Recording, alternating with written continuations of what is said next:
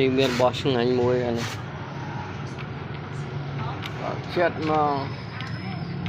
កតូននេះអត់លុយមិនតូននេះមានលុយណាធ្វើតាមរបៀបនេះអត់លុយឥឡូវអស់ញងលីចឹងឲ្យធ្វើម៉េចឡូវ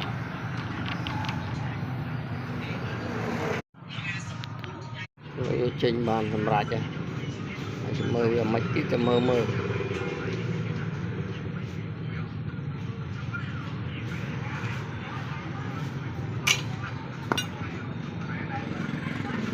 លីងចេញមក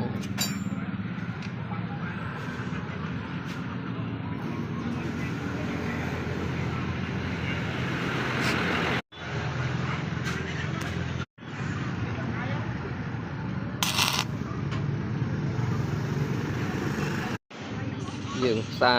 ហើយយើងវាយចូលអញ្ចឹងកុំភ្លេចដោះលេខអត់មានវាយចូលទាំងដោះលេខគឺយើងវាយអញ្ចឹងត្រូវដោះលេខនៅពេលដែលយើងដាក់លេខហើយយើងវាយវាអាចស្នាមប្រអប់លេខហើយដាក់លេខវាបានដាក់លេខអញ្ចឹងយើងដោះលេខចេញមកហើយបានយើងវាយចូលហើយអាពេលផ្សារហ្នឹងត្រូវដោះកមុំមកផ្សេងសិនចេញដែរមកផ្សេងសិនត្រូវដោះចេញហើយកាលពេលលើកមកចូលក្នុងសិនហើយវាអត់មានផ្លូវចេញខ្យល់អត់មានផ្លូវចេញអញ្ចឹងវាធាក់ចេញមកតាមហ្នឹងវាអាចឆេះមុខយើង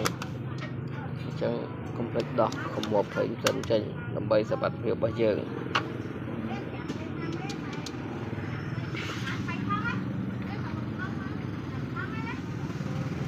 យើងផ្សាររួចរាល់ណាបងប្អូនណាទោះបីវាមិនស្អាតក៏យើងអាចប្រើបានមួយឆ្នាំបណ្ដៅវាមិនស្អាតដូច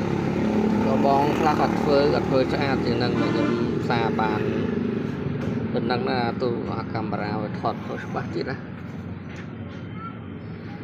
ចាំអាចប្រើបានមួយឆ្នាំបណ្ដៅដូចខ្ញុំផ្សារបណ្ដៅតែកុំភ្លេចអានេះយើងធ្វើបានដោយសារនេះតែណានេះលុកឆោណាហើយយើងផ្សារទៅវាអាចបិទឆោចិត្តចឹងត្រូវមានអានឹងជំនួយដែរ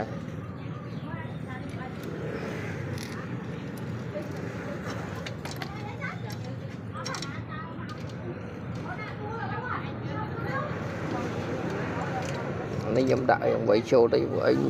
ញងចាស់ដាក់ទៅធូរតែញងថ្មីតឹងបន្តិច